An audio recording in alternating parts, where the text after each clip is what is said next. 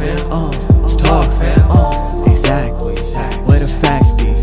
I'm speaking right here, so don't at me. Whoa. Hey man, what's up, guys? Welcome to another episode of your favorite show, the best show out there. Don't at me with Mike Kale, the great, and Alex the Ordinary. Oh my We God, are this here to man give just you screwing this up hey, every time. hey, we're here to give you so much heat, man, that you guys don't even know y'all ready for it yet until you get it. And I got my guy here, man, the OG of the West Coast, man, Mr. G Malone. I wasn't call you Mr. Fox Sports One that you got on there before me, but what's up, Glasses? How you doing, man? I'm cooling, man. Just trying to stay firm with all this madness going on, man. What's happening? Man, hey, we posted trying to survive ourselves, do our thing. And you're forgetting also that this is everyone's mom's favorite show too. So shout out to all the moms out there. Happy birthday to my mom. Happy birthday to my best friend's mom. There we go. Hey, only the hot moms, man, the MILFs. All right, don't talk about my mom. We're not saying happy birthday to my mom. And then the next sentence is only shout out to the MILFs. All right, I dealt enough with that in high school. Yeah, this is where it happens. Don't at me. Shout out to the MILFs, homie. But hey, man, let's get right to it. Hey, so talking Glasses, about man, that last dance. Hey, what you been working on since man, this pretty much like lockdown quarantine happened? I've been in the streets really just working on LA Nights, man. I really ain't told nobody the name of the album, but it's called LA Nights. I did a whole version of it that I liked, but I just feel like it needs to be really LA. I need to timestamp what's going on in LA right now. So I just been focused on that. And, you know, we just finished a new distribution deal. I ain't really announced it, so I can't go into all the details. But for that part, that's it. It's really all of that. Well, congrats, Glasses. Yeah, hey, we need that too, because LA, the sound is kind of different now. We ain't really got no set sound. So I think, man, that's what we need, man. So that's heat right there. That's something actually I want to ask you guys. Do you think that there is any more sound for a city anymore? Do you think that it's just because the way music and the industry has gone, like a lot of even different genres kind of blend together, so it's no longer just a sound from a city, it's now a sound of like a country, because you hear about different types of styles of rap in different countries, different styles of EDM in different countries, and now here we are in America where we're talking about in the rap scene in particular, like there isn't so much of a sound anymore. I think all the sounds are universal. You have certain artists that give you the sound of where they come from, but a lot of it is universal, and that's where I think is kind of missing within the game. That's what made it so dope back in the day to me, is that the East Coast had their sound. You know, New York had their sound. Atlanta had their sound with the Dungeon Fam. You know, Houston had their sound with the Screwed and everything, and then the West Coast had their sound. So that's how I feel. What you feel about that, Glasses? A lot of culture is just being shared. The internet made culture really kind of unique, where everybody's saying the exact same thing. So it feels like everything is the same, but nah, it's nothing like hearing the YG record. No, facts. YG has attempted to do other records, but nothing like hearing a real YG record or a Tiger record, or even when you hear Roddy Ricch with Ballin', versus like The Box. And then I believe in true trap music, and I believe in true drill music. And I love what A Boogie with the Hoodie is doing when he's doing that real New York thing. Songs like Look Back at It, where you can feel the vibe of it. Yeah. I think when you do what everybody else is doing, I think when you hear trap artists, West Coast artists making trap music, I think it becomes limited success because it don't correlate. Like, it's like buying soul food from a white person. You know what I mean? Like, don't get me wrong, it's some money to be made, but it ain't gonna be nothing like it's not the same. And also, hey Alex, you know what that means? I do not want to try to see you making no collard greens. Bro, like you already know I don't make collard greens. I go and I get my collard greens because I know better. So it's like when you go to a restaurant, you know what I mean? If you don't really put your own twist on it, not just like if you are gonna do trap music and you from the West Coast, like, make it something special, like how, like if you're gonna make tacos and you're a brother, don't try to make the tacos King Taco make. You better fry your scales, you know what I mean, and ground your meat up. Don't try to do side of tacos on the you playing yourself. If we're talking about collard greens though, I went to go see Tom Petty and the Heartbreakers with my dad at the Forum like 3 years ago, right? And Oh no. all right, so we're in the Forum and they play the song Mary Jane's Last Dance. The whole Forum turns into a giant smoke cloud. My dad and I walk out of there both pretty baked. And our first thought, it was 1:30 in the morning. We're like, what can we do to get food? We literally went to Roscoe's on Pico. We're the only white dudes in there, and we're sitting there just chowing down on wings and collard greens. One of the best experiences I've ever had with my dad. Oh, so you had a double scoop of collard greens, which is crazy. Hey, I don't know if I would go to Roscoe's for collard green. Hey, yeah, nah. at 1:30 in the morning with limited supply of things open, and it was like right on the left-hand side. We're like both looking at it like, yeah. The chicken is good though. The chicken is good. Shout out, you know what's funny? Shout out to Randy's Chicken and Waffles. Man, it's a spot. It's like in Lancaster. It's called Randy's Chicken and Waffles, and he got this fried Randy's Chicken and Waffles. Randy's, bro. It is incredible. Like he got this fried chicken that's so fucking incredible, dog. If you want the best chicken I've ever had, it was either actually in Kentucky. It was Indy's Chicken off of what was it? It was off of Lexington in Lexington, Kentucky, right? Shout out to Indy's out there in Lexington. Some of the best fried chicken that I've ever had. It just tore up my stomach though. Hey, enough of this chicken. Hey, Glass, I'm curious. Hold up. Let me make sure I tell y'all this. In LA, now if you're in Los Angeles and you don't feel like going to Louisiana Chicken, because that's probably the best franchise chicken, Shad's New Cali Catering. He serves it off a truck. It's the best fucking chicken. What's it called? Shad's New Cali Catering. So hey, Shad like Shadow. You got to text me that, bro, because I need to find them, Look man. him up on Instagram. Best fried chicken. I'm talking about that chicken so goddamn good. Dude, it's available for delivery via Postmates. I need that. I need to try that. Hey, so hey, Glasses, which what new artists are you listening to? Are you listening to any other new artists or just on your grind listening, just working? I like to listen to new records. I'll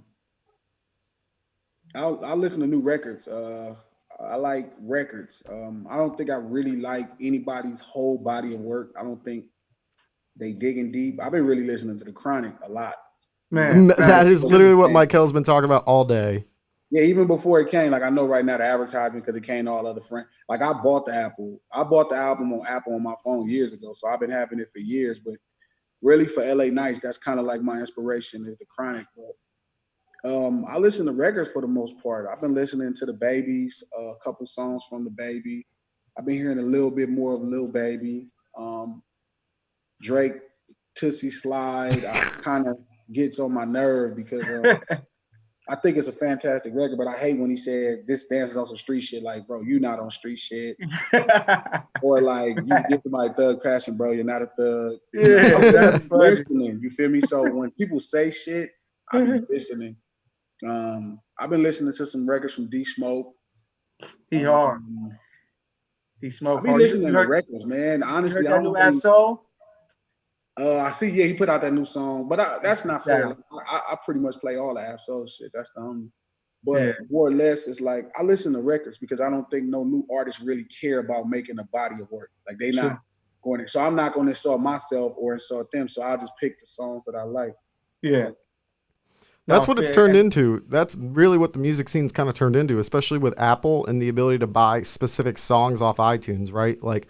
You're not listening to the whole body of work or the whole album as much. You're listening to the top 5 songs from the album that you really like, or even on streaming services. Some artists don't really put like Kendrick. That's why he's so special because he puts a lot of effort into giving you a full body of work. And you remember that more than individual songs. Like down the line, you can say, oh, I remember Good Kid, Mad City to Pimp a Butterfly. Damn, but I can't remember track number 7. Track number 12 from this album, whatever it's called, unless it's a number 1 hit, which some of the records aren't. So, and even then, those are like the 15 minutes of fame type of things. They hit the Billboard Top 100 if they're in the top 2 or 3, and everyone listens to it for like 5-10 minutes, and then that time is come and gone, and you forget about it. It's not something that's big in history. No, facts.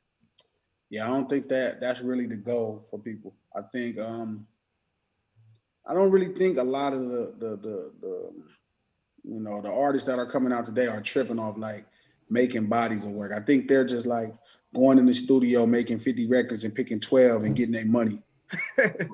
So I'm not going to insult my brain and insult them because I'll be talking shit about them. You know what I mean? So I'll take the song that I like, and then that'll be the album for me, whatever song. So it's like, if Yeah. it's Baby, like, you know what I mean? He just dropped something new. Nothing has jumped off yet, so I'm waiting for something to jump off for me.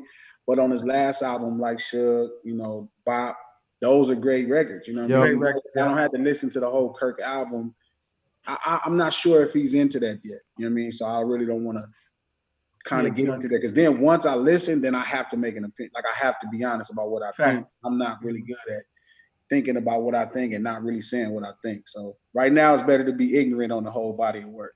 Man, hey, Well- and I'm moving the same way. Only the few great artists that I listen to, like the Kendricks, the Coles, like D Smoke was really dope, and those figures who really look at their body of work, and that's who I listen to. But man, let's get to why we here, man.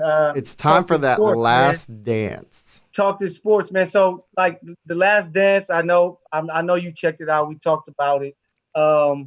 Man, like, what do you feel about it so far? And you have a different perspective, especially from me and Alex, because I was born in '89. So that whole first three-peat run of MJ, like I have no memory of that. Yeah. But it kind of catch on for me that the Seattle series, I can remember him that year, him coming his second year after baseball, like losing to Orlando. Then that year they played Seattle in the championship. So It's like, funny. what do you think about it? Like, about the Mike Hill remembers that series, right? He came into it at that time, right? I'm over here saying I remember Jordan as a wizard.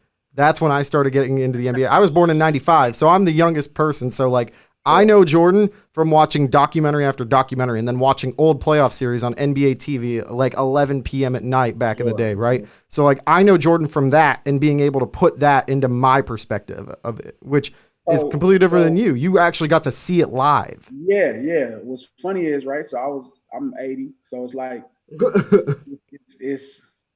it's different. I didn't watch the last. I'm a Laker fan, so I'm not really gonna watch it when everybody. I'm not that pumped up about watching Michael Jordan. Like, I'm not. I'm a Laker. You know what I mean? So it's like, I'm not pumped up about watching Larry Bird. I'm not pumped up unless we talk about Showtime versus the Celtics. I'm not pumped up about watching Dennis Rodman. Like, I'm not pumped up about watching these people. Like, they kind of tormented my dreams growing up. You know, we lost to the Pistons. We lost to the Celtics. We lost to the Bulls. So, but the actual time period of stuff they talking about, I remember it in real time. Like, that was cool. I do remember all of that stuff in real time. I seen they were talking about those contract issues were talked about publicly in real time too. You know what I mean? Scottie Pippen only being paid $18 million for 7 years. Most people don't know Magic Johnson had a deal for $25 million for 25 years.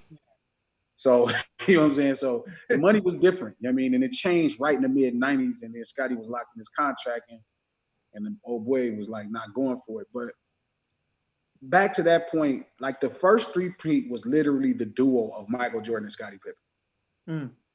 That is true. That's the duo. You know what I'm saying? The second three-peat is more Dennis Rodman than people can really realize. It slowed down as the years went on, but it really was Dennis Rodman. They would have never got past the Magic without Dennis Rodman.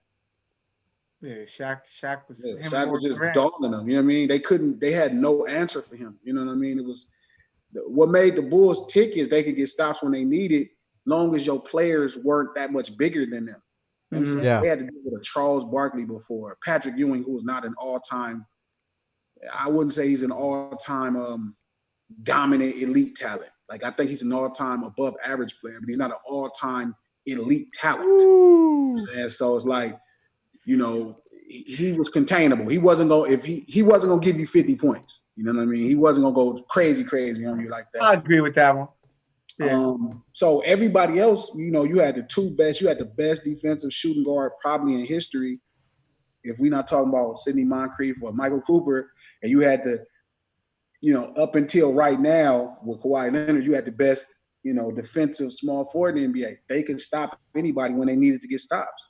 You know, whether it was the first year with Magic Johnson, you know what I mean? You might guard him, we win, but you put Scotty 6'8" with that wingspan and we lose. You know, we can't win another game.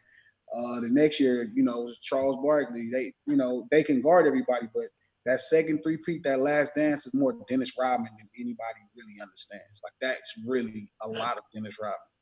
Hey, so my question is, like in that early, I say that like late '80s, early '90s run, like how big was Jordan's stardom? You know, because we hear about it. You know what I'm saying? Like It I was born wasn't. It '89, wasn't so as big as everybody talking about. Like Dennis mm, Rodman was probably a bigger star than Michael Jordan. They talked about that in Dennis Rodman's documentary, right? really, They did. In real time, Dennis Rodman was probably as big, if not bigger, than Michael Jordan. Michael Jordan's legacy, I actually watched that happen. Like his first three, you got to realize people wasn't finna nowhere near call him the greatest. You know what I mean? You had Larry Bird, you had Magic Johnson, you had Bill Russell, Kareem. You had Kareem. people's mind fresh.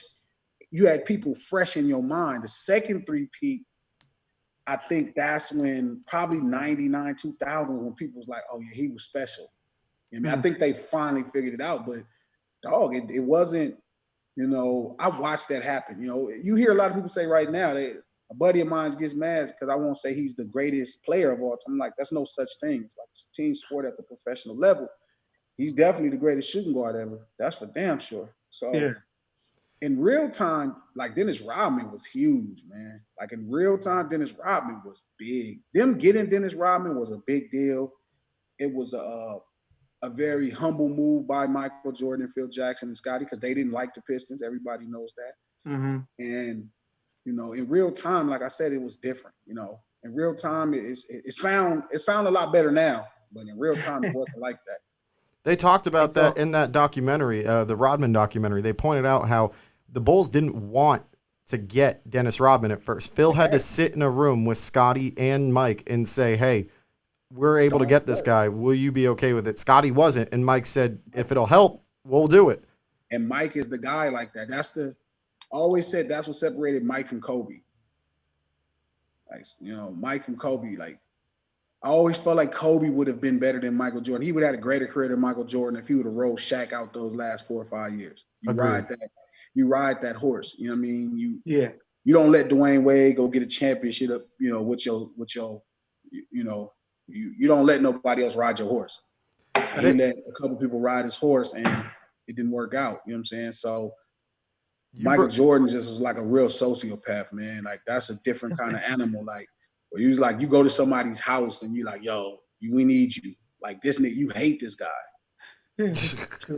You bring up how Dennis Rodman was bigger at that point, and they talk about that in the documentary too, where like that was also the same time where Dennis had the wedding to promote his book. That was the same time where they would go on trips and people would be shouting, Dennis, Dennis, Dennis, not MJ. And he talks about it. He said, I was bigger than Michael Jordan was the face of the NBA and the face of the Bulls, but I was bigger than him as a celebrity.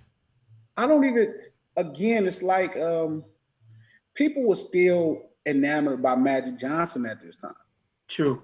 So Michael Jordan was filling a void that Magic left suddenly. So it really wasn't, like in real time, it wasn't what people thought. Like Michael Jordan was, don't get me wrong, he was a popular player, one of the most popular players in the league. His shoe was on fire. Like we all wore, even if you didn't like Jordan, you wore the shoes. Yep. Yeah. The shoe game was so crazy. But as far as like just stardom, like brand popularity, like Dennis Rodman was like one of the biggest people, period, in NBA history. Michael Jordan's really how people see him as a basketball player, it changed after he retired the second time. The first time, nobody even dared call him the greatest. It wasn't even a thought. I think that goes into it, though. I think that goes into it. The fact that he came back and then immediately won 3 straight chips and then retired. That was the exclamation mark on it. Like, now he is legitimately the greatest player. He went 6-0. He played against some of the top Hall of Fame talent in the NBA Finals and won. Never lost. I wouldn't say that. I refuse to say he's the greatest basketball player of all time. I don't know what being 6-0 means. I mean, he played 15 seasons, so that means that's 9 of the championships that he didn't go to. Yep. I don't know what 6-0 really means, but the fact that he won 6 championships as a shooting guard, leading a team from the shooting guard perspective is really special. 5 or 6 MVPs. He was a defensive player of the year. He was a fantastic basketball player from the shooting guard position. But again, he didn't come back and win immediately. It was a lot of confusion. Like he came back, Shaq, and then brought his hat. You know what I'm saying? His number on Matt, and everybody's like, "Oh, he had just came back." No, literally, they had to go get Dennis Rodman. That's why you go get Dennis Rodman, because you run into Shaq. That's why you do that. Without Shaq, you don't win that. You don't, like, you get tossed again. There's no way that team beats Shaquille O'Neal without Dennis Rodman. It's impossible. It won't work. You can't defend him. The way you're talking about it, Michael, actually, I want to know this too. The way you're talking about it, do you think that Jordan is overrated in general? No, I think Jordan is the greatest shooting guard in the NBA. I think people are retarded by saying one basketball player can be the greatest basketball player of all time. You don't play one-on-one. Like, it's all within a team sport. So I don't know how people could keep saying one person is like, how do you declare Michael Jordan is greater than Bill Russell? Like, how do you declare it? How do you declare Michael Jordan is better than Kareem Abdul-Jabbar? How do you declare, the jobs are different? It's even when people compare Michael Jordan to LeBron James, how do you compare a shooting guard to small forward? Like, their jobs are completely different. You know what I mean? Like, the best small forward is nothing like Michael Jordan. No small forward is nothing like Michael Jordan. Dominique Wilkins, as great as he was, is nothing like Michael Jordan. Literally, he has to do different things. And the problem with players like Dominique Wilkins is the reason they didn't win is because they were too much like Michael Jordan. They were trying to be scoring assets, and it's like, well, what good does your scoring guard have if literally your small forward is scoring the ball all the time? True. And I think that I don't even know when that whole thing started of them talking about the GOAT, because like in the late 90s, like you said, like you didn't really hear people saying who the greatest of all time. So I can't even remember when that actually started. People are retarded, man. They get into this phase where they feel like they need something like that. They need it. Oh, I need to say this. And it's like, well, let's just stick to the script. Like, we talking about a professional team with 5 players on the court, right? That tells you who the best 5 players. Michael Jordan even said it himself. You know what I mean? No, yeah. It's like, yo, it's not about the best player. Who's the best team? And that's where Michael Jordan's claim to fame is. When you start talking about the 72-10 Bulls, that's probably the greatest team of all time. Number 1 defense in the NBA, number 1 offense in the NBA. Nope. Hey, so I got a question before we move on to a very explosive topic that we have to discuss. Whose 3 do you think was better, like the 3-peat? The last one of the Bulls, or the Kobe and Shaq 3-peat? So I think the Kobe and Shaq dynasty Lakers was a more dominant 3-peat. I mean, how many games did the other team win altogether in those 3 games, on those 3 series? I think it was like 4. It was 16-1 against the Lakers in what was it? No, I mean the Iverson won 1. They swept somebody. Like, I think teams won like 3 games. Yeah, the finals. Indiana won 2. 1, and then Indiana won 2. AI won 1, and they swept the Nets. Yeah, so it's like, so. But what's funny is I don't think the dynasty Lakers, and this kills me. I don't think the dynasty Lakers can beat the Last Dance Bulls, the last 3-peat Bulls. They'll beat the shit out of the dog shit out of the first 3-peat Bulls. The first 3-peat Bulls, Scotty and Mike Bulls, they would beat the shit out of them. They'd whoop their ass. They had more power. They had more power. They had Rodman. They had Tony Kukoc. They had Steve Kerr. They had more weapons. Well, the defense went to another level. The first 3-peat, the defense was always above average. You start talking about maybe top 10 defense. Not really top 5, but top 10. You know what I mean? It could get stops when they need it. That Rodman addition makes them the number 1 defense in the NBA. Once again, it goes back to Rodman being better than Shaq, but whatever. I don't think you can add Shaq to any team and then you literally become the best anything in the NBA. You become a contender, but you don't become the best offense or the best defense. But whatever. So you think the Bulls can stop that Shaq that went on that 3-run year? That 3 years that he had might have been the greatest 3 years by any basketball player ever. Mind you, Michael and I did this. We had this argument, and he started off agreeing with me. I said the Last Dance Bulls would be the 3-peat Lakers, right? I said that, and by the end of the conversation, he switched it to the Lakers. He thought the 3-peat Lakers. I had to think about Kobe at that point, him defensively and scoring wise, and you had guys on defense like Rick Fox, Robert Horry, D. Fish, and then you have Shaq, who at that time was scoring like almost 40 a game in a series But And I'm against like, who? who can guard that? That's the But thing. against who though? That's what I said to Michael. I said the He competition. was scoring 30 and 40 in the 90s too, until you actually put Dream on him or Dennis Rodman or a real defender. Thank he you. didn't play against the But he never had Kobe. He never had a 28-point a game Kobe. He had Penny, who was like 16 and didn't really, make the clutch shots that you need. But you ain't finna get 28, 29 from Kobe Bryant against Scottie Pippen Michael Jordan. Yeah, you're not going to get that. And Dennis Rodman isn't going to allow these guys to go to the basket and get as many easy shots, and he's going to get into Shaq's head and be a nightmare physically. If we're not talking about the 60 Celtics, you know what I mean, who probably was like that team, of modern era, like, it don't probably get better than the Last Dance Bowl. That's probably the greatest. I mean, it's 72-10 shit. Goddamn. Yeah. They could stop anybody. They could stop anybody. I would have loved to seen how they did against Dream and them, but it never happened. But yeah. Shaq, Shaq, the kind of physical center Shaq was, I don't necessarily think he relied on a ton of skills. He did to a degree, but more of an athlete. That's like made to order for Dennis Rodman. The irony is, my boy asked me the other day, who did I think would win the Last Dance Bulls versus the Spurs in '99? And I'm like, the Spurs. Too big. Yeah, because of the skill in the front court. Yeah. The skill in the front court. Like, you're not going to beat the Bulls in the backcourt. Period. Nah, not at all. Not going to beat the Bulls in the backcourt. You're just no chance to beat the Bulls in the backcourt. You're not going to do that. The way the Celtics, the 86 Celtics, that people was like, that's the greatest team of all time. Everybody talks about it, and it's like, you're not going to, nobody, it's hard to beat that team because they were so skilled in the front court. Mm-hmm. You know what I mean? They were so skilled in the front court.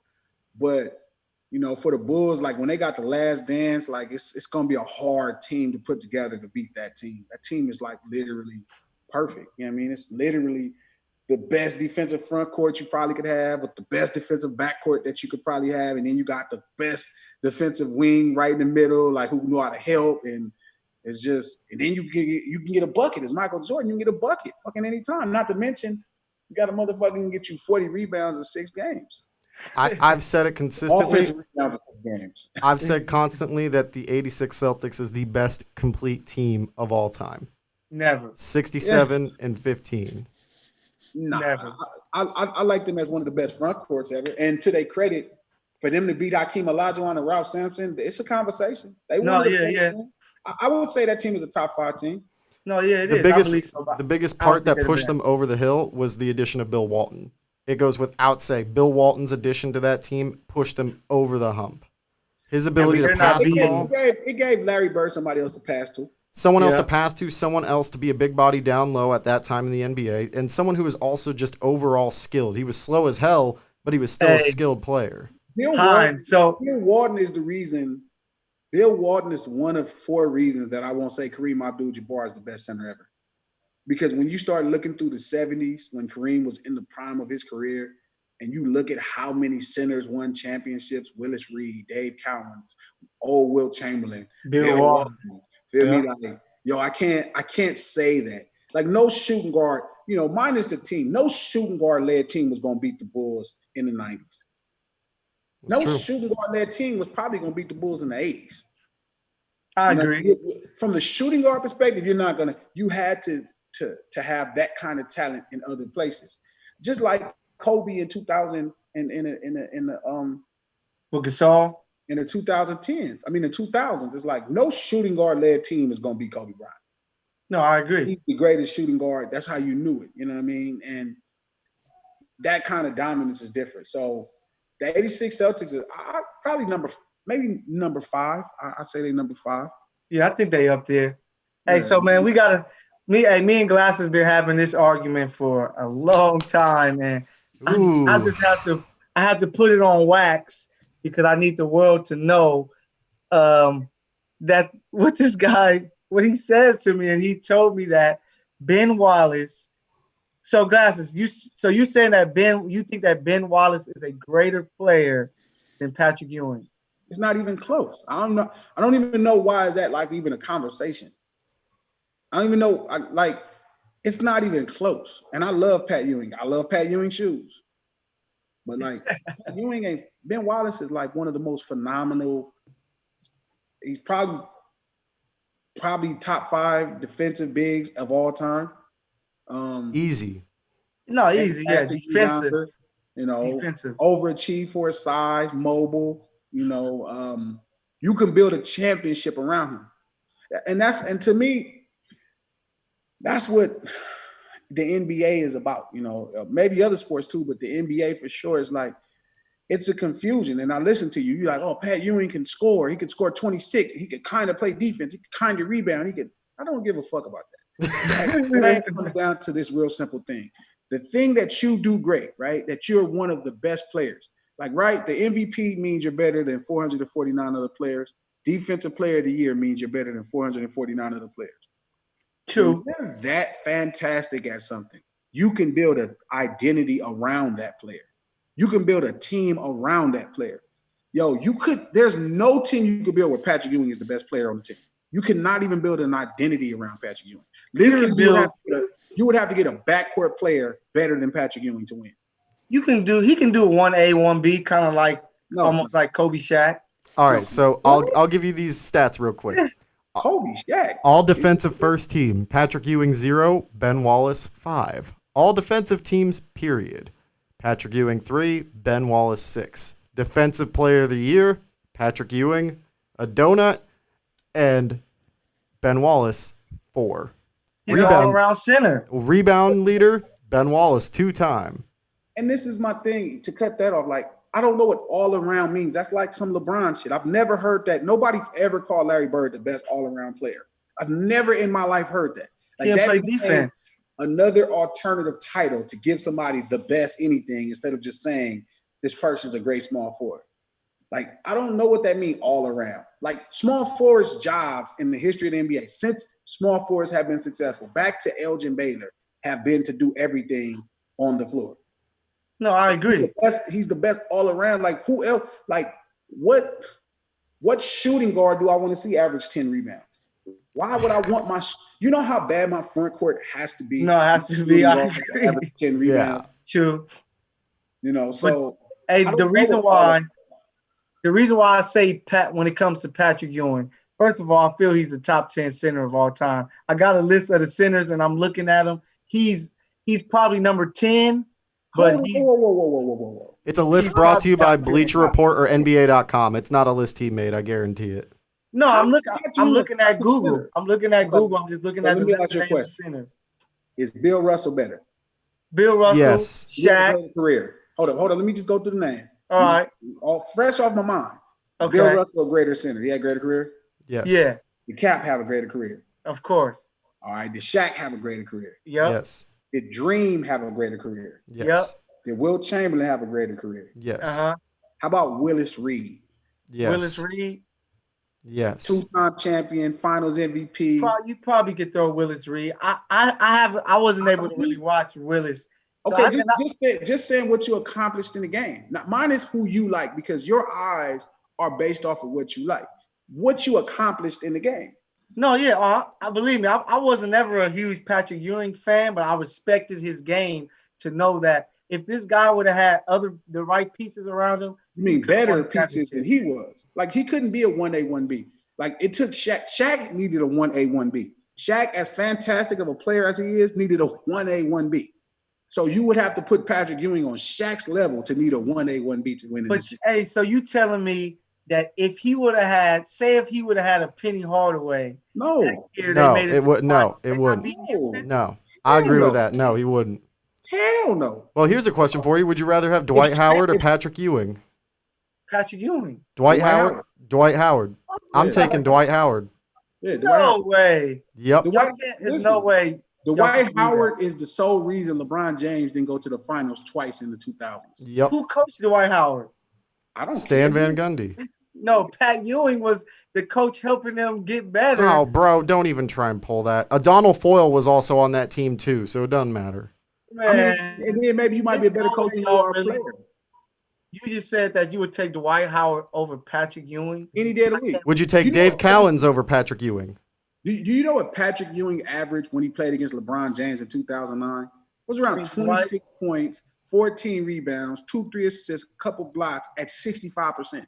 Patrick Ewing has never had that kind of performance in Eastern Conference. Because he ain't never faced an old ass Agowski that's guarding him and Drew Gooden. Who did he face that shit? He played against the Bulls. He should have averaged 50 points. He played against Bill Cartwright. Yeah, but he played against Bill Cartwright. He should have went for 70 on Bill Cartwright. All right. Would you rather have Dave Cowens or Patrick Ewing? Hands down. Dave Cowens is the MVP and the champion. Robert Parrish or Patrick Ewing? Patrick Ewing. Maybe Patrick Ewing. Patrick Ewing didn't. I'm taking the Chief. One other guy. I think y'all underestimating Pat. George Mikan or Patrick Ewing? Hey, look at Mike. Hey, glasses. Mikan. Hey, Alex and glasses. I'm gonna just kill y'all with this little point. Patrick Ewing is in the Hall of Fame. Ben Wallace isn't. That's all I have to say. Yet. Goofy people make bad decisions all the time. Facts. Like Dennis Rodman was not a first ballot Hall of Famer. Yeah, but I knew he wasn't going to be because he only played one side of the floor. Well, offensive rebounds is not the other side of the floor? He did offensive rebounds, but he's not the greatest offensive rebounder ever? Carmelo's going to be a first ballot. All he did was score. He's not going to be in rebounding. He's not going to be great in passing. I mean, he was only scoring the ball. But again, because the people are so one-dimensional and so small-minded that they can't see past scoring the ball. They're not looking at what it's like for somebody to give you 40 offensive rebounds in the finals. They don't even understand. You can't even fathom what 40 offensive rebounds. You will never in your lifetime, see somebody give you 40 offensive rebounds in the finals. You'll never see that. I agree. And that's how fantastic. So 40 offensive rebounds in the finals is probably like scoring 120 points in the finals. Oh, no. Nah, that comparison is not it. I bet you more people who have scored 120 points in the finals than got 40 offensive rebounds. That's how rare it is. That's how rare it is. Hey, so we could discuss this. We're gonna have to do this again, man. We're gonna have to do a full hour long because I gotta bring more people on this discussion with me because y'all kind of, it's a handicap match, 2 against 1, and I need somebody on my side to help me out, man. So we're gonna have to run this back. We can make it a small segment, man. Yeah, this is going to be super easy, Glasses. You and I are just going to make it a point. What's crazy to me is people can't get away from scoring so much that they were like an average scorer, like one side of the ball is offense, the other side is defense. They'll probably pay 50% just as much. You have literally possibly the greatest defensive big of all time versus somebody who's probably above average on ball. Man, Glasses, I'm agreeing with you today so much. Finally, someone talking sense into Michael. Crazy. It's crazy. And you just Ewing had 10 years. Hey, Ewing had 10 years. He averaged over 10 rebounds. So he gave you that aspect too, and he averaged at least 3 offensive rebounds a game. What's he got to show for it? What you mean? I just don't understand why he didn't dominate Bill Cartwright.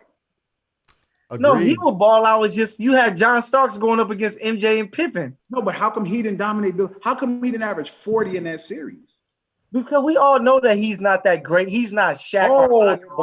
Whoa. That's the difference. He's not. See, I expect greatness. If you want to compare it to greatness on either side of the ball, the thing with, you know what's funny? Ben Wallace, right, on the defensive side of the ball is probably the greatest defensive big of all time. Like top 3, 4. I agree with that. Better than Will and Bill Russell? Probably that's the guy he's not better than. What about Dream? It's probably on that level. Yeah, because Dream can. I just wish we could have saw Ben Wallace play in the 90s era versus Rick Smith, Ewing, Shaq. Well, against guys who played the same way.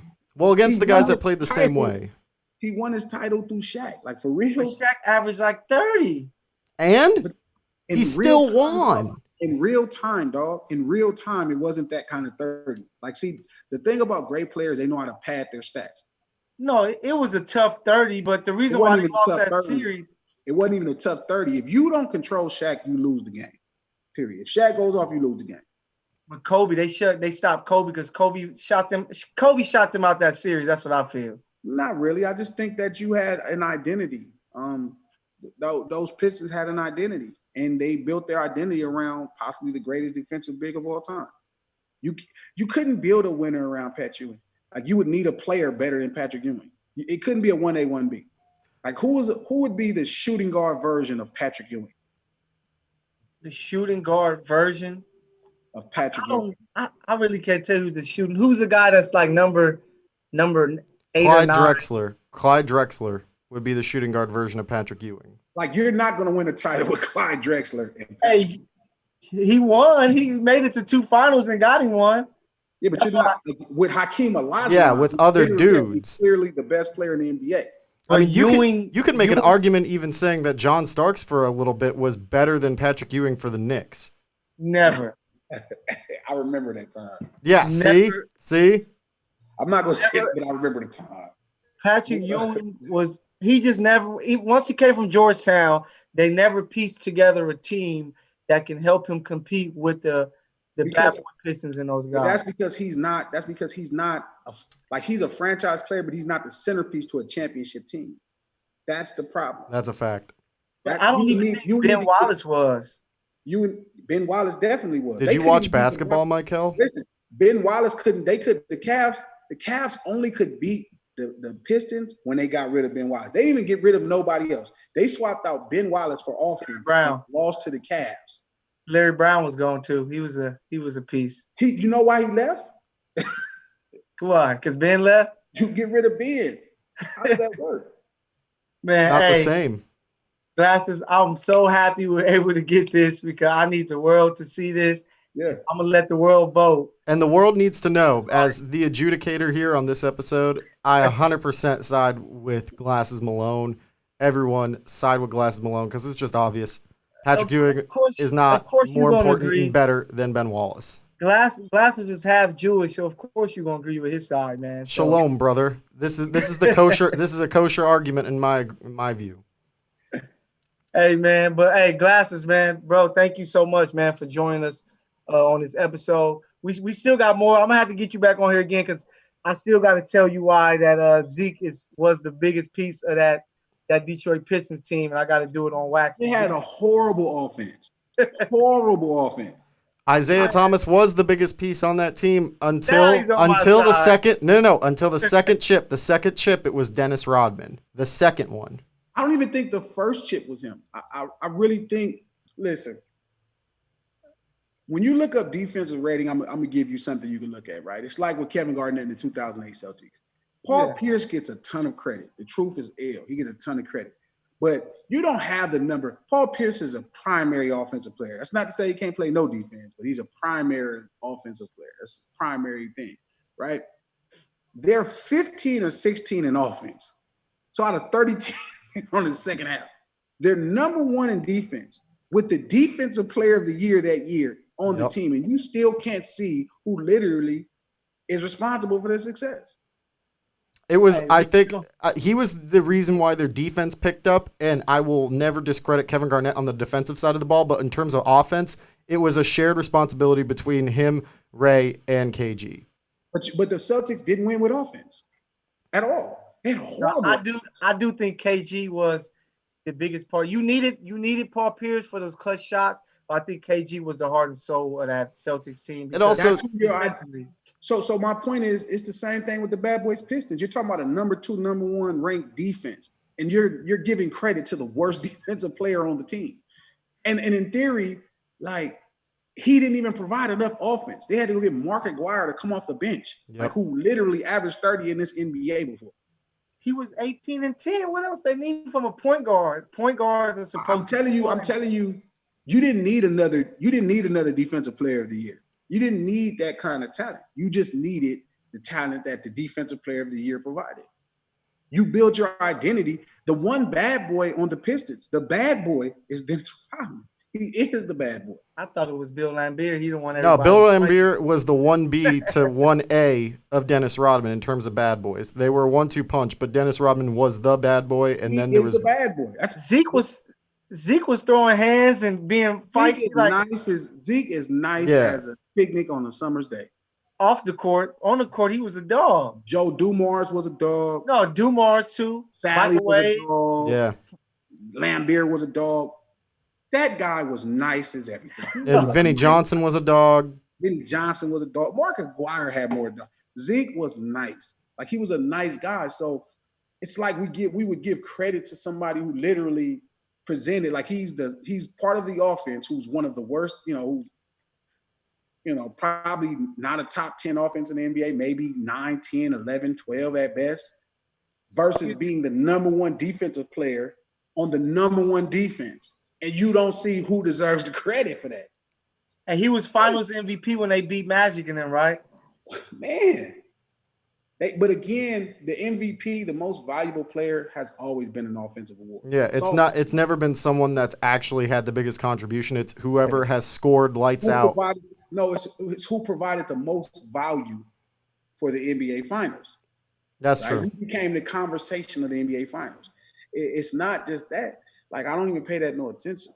Like, you can make that bad offensively, and then you're so great defensively, yet you don't give great to the one person who literally makes your defense great. I mean, that goes back to the finals where Jerry West won in a losing effort. He was the most offensively gifted player on the court, and everyone agreed. I think it's hands down. Everyone agrees that he was the MVP, right?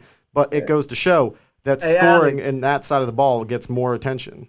Hey, Alex, tell me this. Who's winning 2-on-2? Zeke and Ewing versus Rodman and Ben Wallace? That's not fair. You got to go guard and forward. But I'd still go Rodman. How about Gary Payton and Rodman? Gary Payton and Rodman. Versus Zeke and Ewing. Oh, I still got Zeke and Ewing. Yeah, nowhere possible. Nope. Man. And no way. Payton would shut him down. Man, all right, man. Hey, Alex, wrap this up because that's about to get me mad. All right, guys. This has been the latest episode of Don't At Me with Mike Hell and Alex. Shout out to our guest today, Glasses Malone, LA's own. Oh, man. Baby. And Glasses, why don't you give them the social so people know where to find you? Googleable, man. Google me. There we go. Don't at him. Google him. All right. So I am at HymesLA, at HYMESLA everywhere. Please like and subscribe to us on YouTube at Alex Hymes. And also check us out on all streaming services. We're available there. Don't at me. And I'm going to throw this now to the weakling on the left of me right here, Michael, the loser of today's arguments. Michael the PG. I'm changing it to the PG to proven genius because I know I'm right at all this stuff, man. So, hey, y'all know where to find me, man. All right, guys. We'll catch you. Talk, fam. Exactly. Where the facts be. I'm speaking right here, so don't at me. Whoa.